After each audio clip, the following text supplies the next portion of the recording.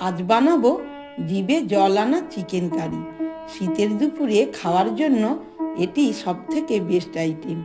Chicken কারির জন্য প্রথমেই কড়াইতে পেঁয়াজ, রসুন, আদা দিয়ে দিলাম। এবার একটি বলে লঙ্কা, হলুদ গুঁড়ো, টক দই ফাটিয়ে দিয়ে দিলাম। সাথে স্বাদমতো নুনও দিয়ে দিয়েছি। এবার তেল ছেড়ে এলে চিকেনগুলো দিয়ে দিলাম।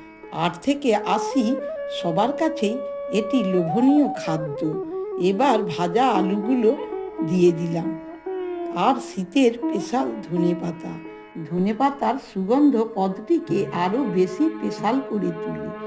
এবার ভালো করে কষিয়ে নিলাম। ব্যাস, তৈরি হয়ে গেছে শীতের স্পেশাল চিকেন কারি।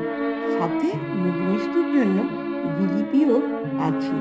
ভালো খান, সুস্থ থাকুন।